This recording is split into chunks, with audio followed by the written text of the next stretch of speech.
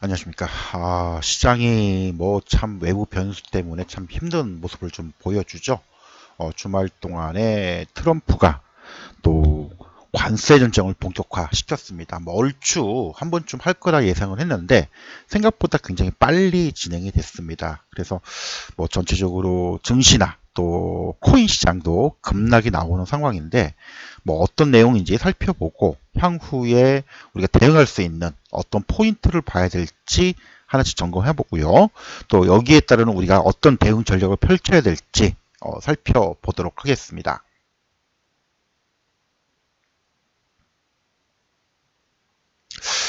자, 뭐 발동이 됐죠.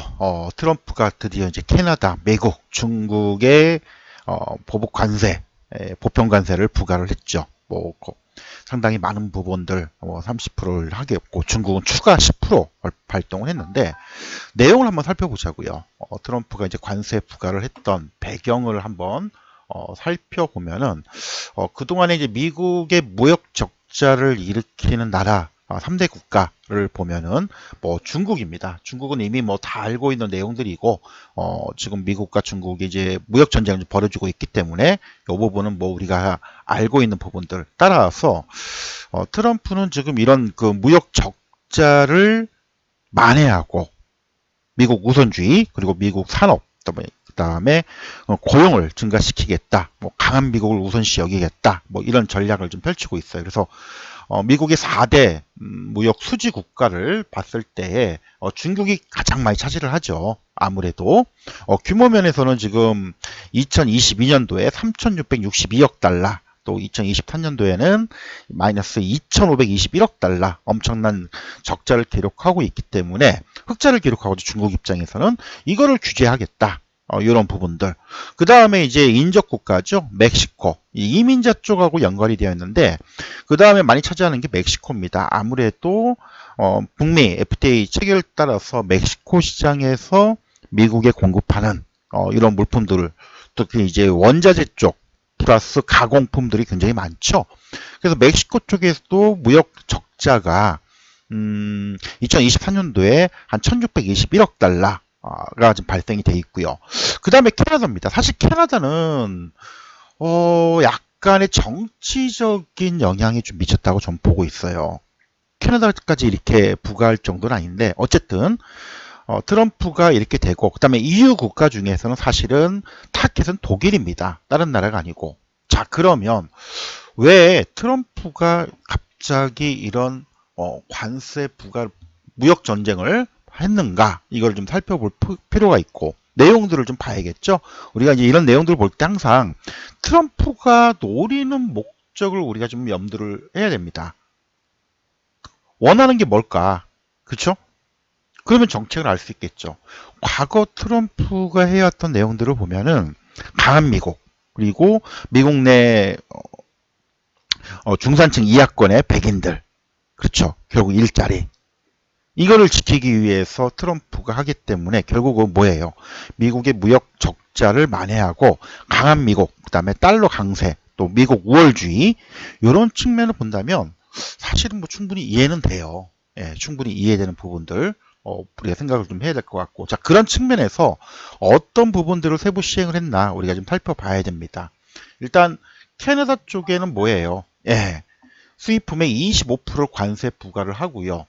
그쵸? 예, 25% 관세 부과를 하고 원유 및 에너지의 10% 부과. 자, 이게 뭐예요? 이거는 미국의 에너지 산업을 보호하겠다는 얘기죠. 이 방산과 에너지 쪽, 워낙 공화당 쪽에 정치 자금 로비도 많이 하고 있고요. 워낙 입김이 셉니다. 그래서 이런 부분들은 뭐 어찌 보면 좀 당연한 부분들 이라고 좀 생각이 들고요. 그 다음에 어, 요 25% 관세 부과 이건 아무래도 미국 내 일자리를 확대하겠다는 그런 측면을 우리가 좀 생각을 좀 해봐야 돼요.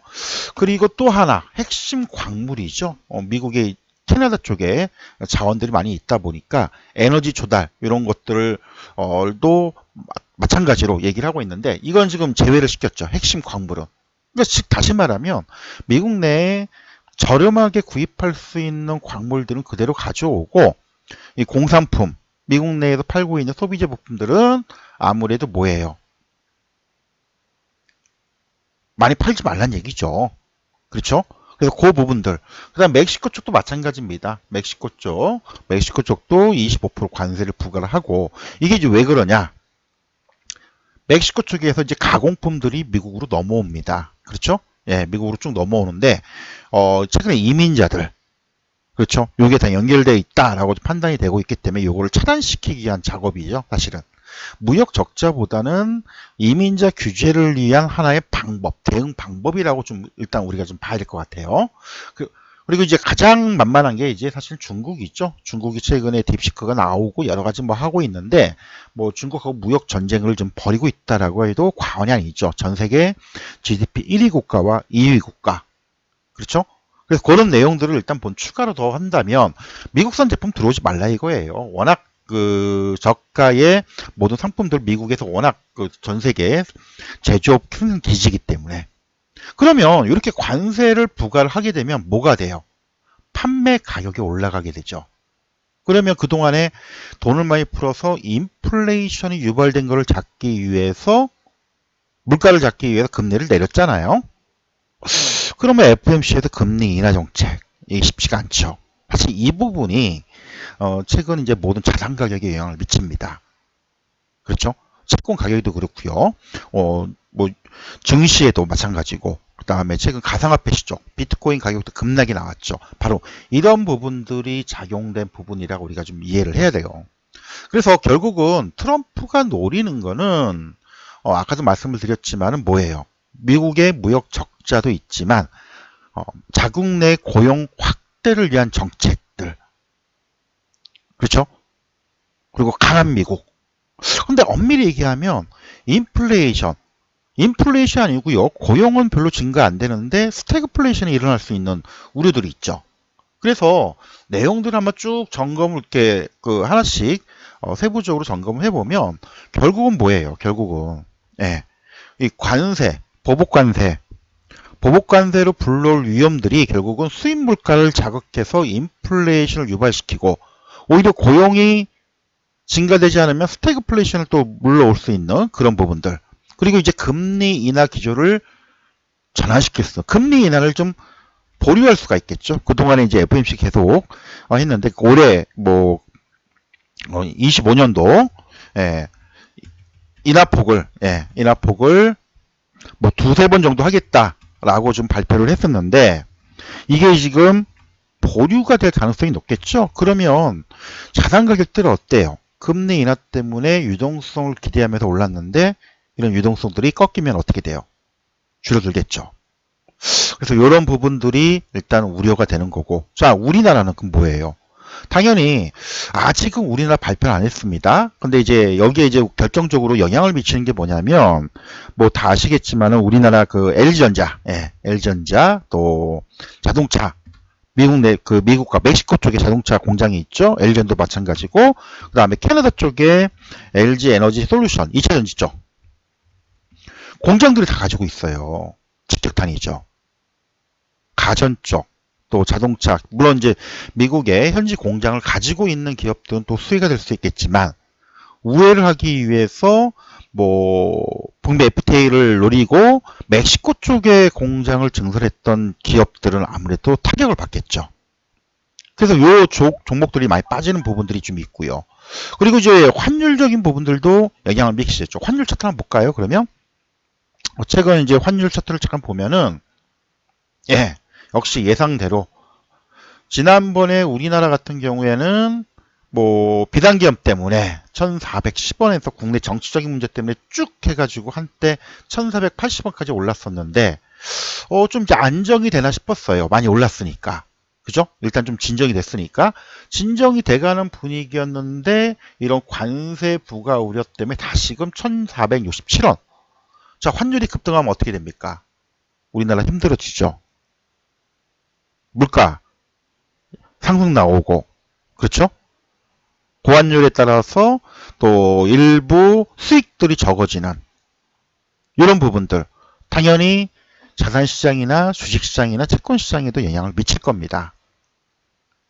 그렇죠? 그래서 오늘 뭐 코스피 지수도 마찬가지고 전체적으로 지금 최근에 반등 나왔다가 그냥 한 방에 두들겨 맞았죠. 사실은 뭐 딥시크 영향이 나중 문제고 요것 때문에 이제 두들겨 맞아버렸고 또 코스닥 지수도 마찬가지 이것 때문에 두들겨 맞았죠. 그래서 관련된 종목들 보면은 뭐 이런 흐름들이 계속 이어질 거고 자 그러면 자 고환율 일단 1차적으로 고환율 체제가 지속이 될 가능성 예 그리고 수출주들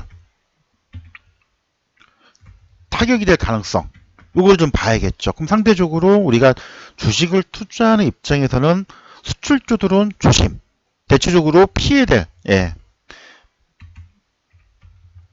대표적으로 반도체 그렇죠. 그 다음에 2차전지 자동차 이쪽은 일단 피해야 될 것 같아요. 당분간 그렇죠. 당분간 이쪽은 좀 피해야 될 것 같고 그리고 상대적으로 그러면 수혜를 받을 수 있는 부분들 수출 이런 관세를 피할 수 있는 것들 뭐 바이오 뭐 엔터 그다음에 음식료 그 상대적으로 덜 영향이 받는 부분들 또 금융주 그렇죠 이런 것들 그리고 이제 이거는 조금 개별적이긴 한데 일부 전력기기 전력 인프라 관련된 종목들 그 다음에 이제 유통 쪽도 영향을 주지만 좀 저 이제 카페 24를 얘기하려고 했는데 그건 좀 다른 얘기고 어쨌든 요거는 좀 조심을 해야 될 것 같아요. 뭐 대표적으로 피해야 될 게 반도체죠. 반도체 뭐 2차전지 같은 경우는 LG에너지 솔루션, 자동차 같은 경우 뭐 현대차, 기아차 대표적인 케이스. 바이오 쪽은 약간 선별적인 수급 영향이 좀 받고 있고요. 엔터도 마찬가지. 뭐 하지만은 수출주 관세에 상대적으로 자유로운 업종들이죠. 그리고 일부 소프트웨어죠. 그렇죠. 이쪽은 이제 상대적으로 이런 관세나 이런 거에 좀 자유로운, 예, 이런 부분들 일단 좀 봐야 될 것 같아요. 그래서 대표적인 종목들 좀 잠깐 보자고요. 대표적인 종목들을 잠깐 살펴보면은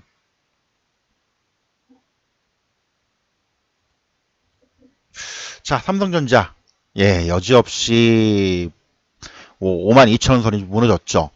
근데 이제 얘는 이제 자사주 매입이 있기 때문에 크게 빠지진 않을 거예요. 지킬 겁니다. 대신 이제 외국인들 한 3월 달부터 공매도가 진행될 여지가 있는데 그런 부분들이 영향을 좀 미칠 가능성. 그리고 하이닉스. 지난주 금요일에 말씀을 드렸죠. 21선 이탈하면 일단 한번 잘라주고 밑에서 다시 보자. 하이닉스가 좀 직격탄을 맞고 있어요. 반도체 세제 지원 뭐 어쩌고저쩌고 하지만 이것도 취소될 가능성 이미 뭐 작년 부분권은 인정을 받았지만 어쨌든 반도체도 관세 영향을 받을 가능성이 굉장히 높죠. 이 우려가 지금 미리 영향을 미치는 겁니다. 지난주 금요일 날 요 20만 원대를 이탈을 했기 때문에 제가 조심스럽게 말씀을 드렸죠. 물량을 줄이거나 더 밀릴 가능성을 대비한 그런 전략들 좀 말씀을 좀 드렸었고 그 다음에 대표적으로 자동차, 뭐 기아차, 현대차 기아차죠. 뭐 두말하면 잔소리인데 어쨌든 자동차도 직격탄을 맞는다. 기아차 마찬가지. 최근에 뭐 미국 내 판매량이 되게 좋았었는데 오늘 직격탄을 맞고 있기 때문에 당분간 조금 조심해야 되자. 이쪽은 물량을 줄이거나 좀 관망. 그렇죠? 뭐 조선주는 일단 좀 차익 물량들 좀 고평가됐기 때문에 조선주는 나쁘진 않네. 예, 일단 많이 올랐기 때문에 좀 그렇고요. 그 다음에 이제 2차전지 뭐 안 본 지가 좀 오래됐는데 자 2차전지 이번에 관세 문제 때문에 직격탄을 맞았죠. 특히 LG 에너지 솔루션 같은 경우에는 캐나다 쪽에 공장을 가지고 있죠. 예, 요게 좀 직격탄. 그래서 요쪽은 일단 조심. 대신 아까 상대적으로 관세 부과에 좀 자유로운 그쪽 섹터들 뭐 대표적으로 엔터나 바이오주 근데 바이오주 중에 이제 알테오젠은 뭐 최근에 좀 많이 올랐어요. 뭐 지난번에 알테오젠 같은 경우에는 뭐 31만 원대 바닥 다지고 쭉 올랐기 때문에 쭉쭉 가는데 역시 뭐 단기가 한 15% 20% 상승하니까 뭐 시장이 안 좋으니까 두들겨 맞는 그런 차익 물량이 나오고 있죠. 뭐 그런 부분. 대신 이제 ABL 바이오가 그 뒤를 따라가는 그런 모습들. 그래서 바이오 섹터들은 이런 이제 관세 부과에 상당히 좀 자유롭습니다. 그래서 그런 부분을 좀 보시고 그 다음에 반도체 쪽은 좀 안 좋은데 SK 하이닉스 얘기했고 그 다음에 DI 이거는 지난 12월 달에 제가 이제 소개 말씀을 드렸던 종목이에요. 그래서 뭐 워낙 그 12,000원대부터 17,000, 8,000원까지 쫙 잘 갔기 때문에 뭐 일부 이제 이익 실현하고 나 좀 보시라는데 제가 제시했던 가격이 대략 한 16,500원 선인데 이탈을 했습니다. 자, 어떻게 해야 돼요? 그냥 들고 갑니까? 조심해야겠죠. 일단은 물량을 축소 내지 일단 이익 실현 하시고 나서 다시 봐야 될 것 같아요. 좀 트럼프와 이런 이제 관세 부과 이후에 분명히 또 협상을 좀 할 겁니다. 과거에도 트럼프가 써먹던 전략들이 항상 이런 게 되게 많았어요. 뭐 최근에 여러분들도 아시겠지만은 트럼프가 썼던 전략 중에 하나가 예, 콜롬비아 이쪽과 관련해서 뭐 사실은 마약 관련된 이슈로 그리고 이제 불법 이민자 예, 요것 때문에 체포 소식 때문에 콜롬비아하고 좀 한번 붙었죠. 그러니까 트럼프가 어떻게 했습니까? 예, 트럼프가 관세 부과를 시켜버렸죠. 그러니까 콜롬비아가 깨갱. 그래서 불법 이민자 체포에 대한 동의를 해버리는 트럼프 스타일이 이래요. 일단 한번 때려보고 예, 일단 때리고 나서 그 다음에 상황을 봐가지고 살살 달래는. 즉 다시 말하면 예, 강공책 이후에 협상을 하는 그런 전략입니다. 철저하게 이익을 추구하죠. 기업가잖아요. 그럼 결국은 제가 볼 때도 이 관세 전쟁 때 캐나다, 멕시코의 이런 25% 보편 관세 했던 이유 중에 하나가 이게 지금 당장 하면 미국에도 안 좋아요. 안 좋습니다. 근데 안 좋은데 왜 할까요? 이렇게 한번 때려놓고 나서 뭐예요? 자기 필요한 부분들만 싹싹 그리고 안 좋은 부분들 그다음 미국에 불리한 것들은 슥 해결하는 그리고 뭔가를 또 제시하는 그래서 요 요구 조건을 가져오는 캐나다 쪽은 아무래도 광물하고요. 최근에 그 캐나다 쪽에 미국 내 그 소비재 물품들 그리고 이제 농식물 곡물류도 더 수출을 하기 위한 그런 전략이라고 보고 있고요. 멕시코는 아마도 불법 이민 체포자 그리고 마약 관련된 이슈가 강하기 때문에 관세를 통해서 그거를 달성시키려고 하는 그런 목적이 크지 않나 라고 보고 있습니다.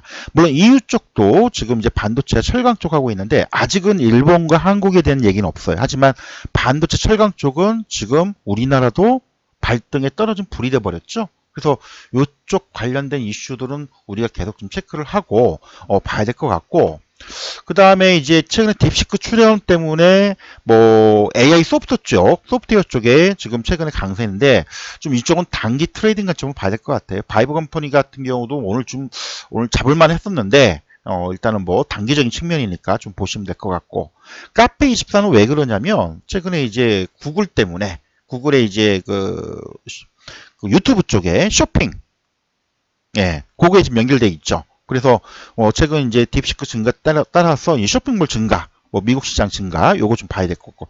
카카오는 다 알고 계시겠지만 딥시크 출현 때문에 국내에 이 저비용 인공지능 모델 개발하고 있는 네이버와 카카오가 있죠. 근데 네이버는 좀 무겁습니다. 실적도 그렇고요. 물론 네이버가 불끈했습니다. 근데 상대적으로 많이 빠진 게 카카오죠. 그래서 저가 매수가 좀 들어가는 거고 최근에 이제 오픈 AI 쪽을 협상을 또 뭐 한다 이런 소식이 나왔던 부분들 뭐 그리고 이제 스마트폰 쪽에 자화전자 낙폭과대로 움직이죠. 그리고 삼양식품 음식료 쪽 상대적으로 좀 자유롭고 그다음에 AI 쪽인데 눈이 많이 빠졌죠. 뭐 사실 얘는 의료 AI 쪽인데 이렇게 빠질 이유는 없는데 뭐 최근에 이대주주 쪽 지분 매각 이슈가 나왔던 부분 때문에 좀 빠졌어요. 시가총액도 크고 근데 그거는 이게 처음 나왔던 얘기가 아닌데 작년 8월 달에 나왔던 이슈인데 하여튼 언론에 보도가 되면서 지금 빠졌던 부분들 그래서 AI 쪽 소프트웨어 의료 쪽이나 소프트웨어 AI 쪽은 뭐 관세 문제도 없고요. 딥시크 영향에 의해서 오히려 새롭게 부각받을 수 있는 부분들 요걸 좀 같이 봐야 될 것 같아요. 뭐 대표적으로 뭐 이스소프트 그렇죠? 얘도 마찬가지 뭐 도전 비주얼도 마찬가지 뭐 이렇게 같이 보시면 될 것 같고 그 다음에 솔리드 같은 경우는 지난번에 이제 공개 소개를 좀 해드렸던 종목인데 벌써 6,500원대에서 좀 8,500원 찍고 좀 하고 있는데 뭐 7,500원을 이렇게 이탈하지 않는다면 좀 더 보시면 좋을 것 같아요. 예. 그렇게 좀 봐주시면 될 것 같고 그 다음에 이제 인프라 쪽 AI 인프라 쪽 반도체 쪽은 일단은 추가 하락이나 시간이 좀 걸릴 수 있는 부분이 있기 때문에 물량 축소 내지 이익 실현하고 좀 관망하는 게 좀 필요하다 말씀을 드렸는데, 전력 인프라 쪽은 사실 단기적인 조정을 좀 받을지언정 얘들은 꺾인 상황은 아니에요. 물론 관세 문제 부분에 대한 부분들 이런 압박 우려도 있지만 그게 크지는 않다고 보고 있고요. 대표적으로 뭐 HD 현대일렉 불끈했다가 지금 시장이 이러니까 지금 다시 대밀렸죠. 뭐 LG 일렉트닉스, LS 일렉트닉스, 예, 밀리긴 했지만은 뭐 중기적으로는 나쁘진 않아요. 아직 추세는 살아 있고, 뭐 산일전기, 뭐 일질전기, 그죠?